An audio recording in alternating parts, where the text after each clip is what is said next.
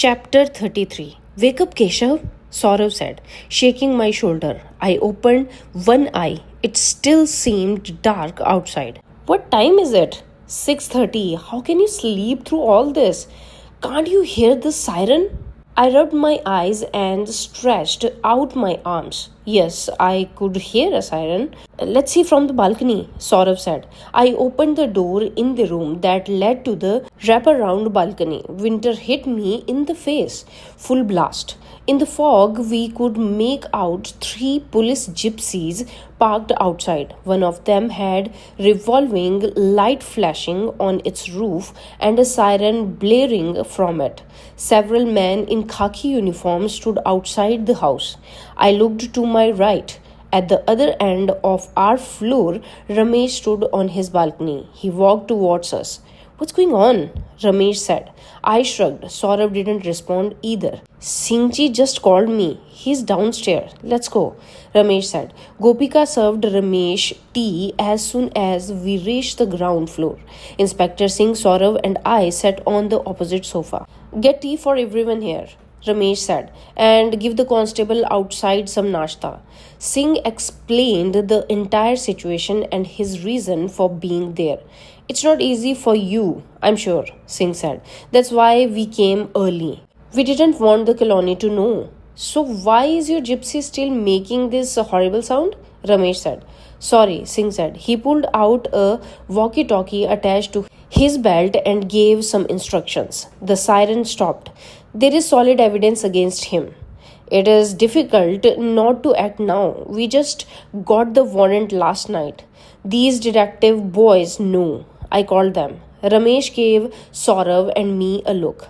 You knew they had been coming, Ramesh said. Saurav and I remained quiet.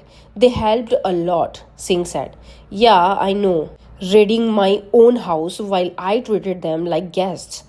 Then going to the police behind my back. Saurav and I squirmed in our seats. Gopika returned with a cup of tea for Singh. He took a few big slurpy sips of his beverage. He spoke again after Gopika left. Sometimes when news of the warrant leaks, the accused absconds.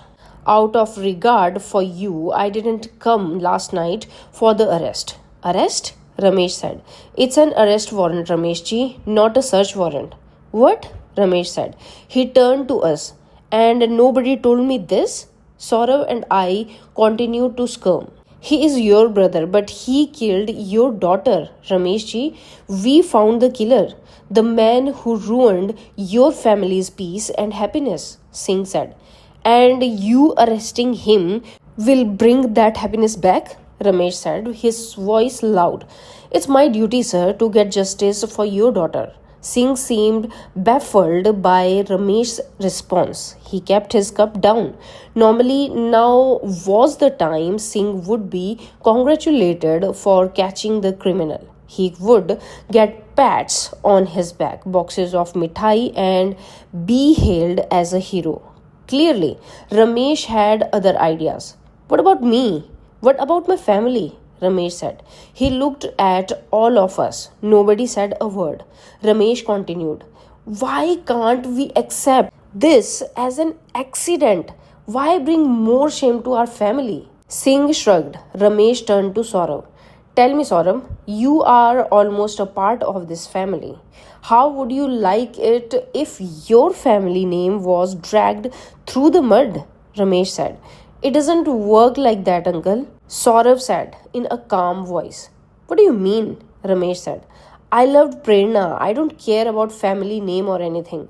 I want the person who took her away from me to rot in jail. Good. That's the right way to think. And don't worry, he will rot in jail. Singh said and stood up. Let me proceed upstairs. Mr. Aditya is at home? Are you sure nothing can be done? Ramesh said. Ramesh and Singh exchanged an all-knowing glance. They didn't say a word. As it often happens in India, it seemed clear Ramesh had offered a bribe.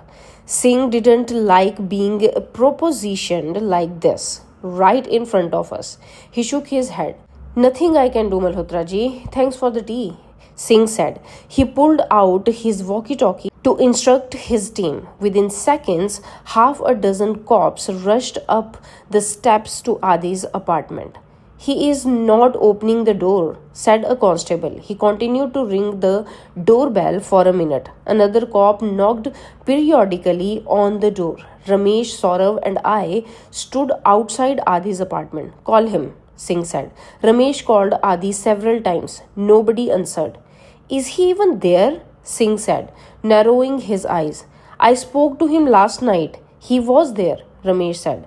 Not right, Rameshji. You can't help the accused run away like this, Singh said, disappointment in his voice.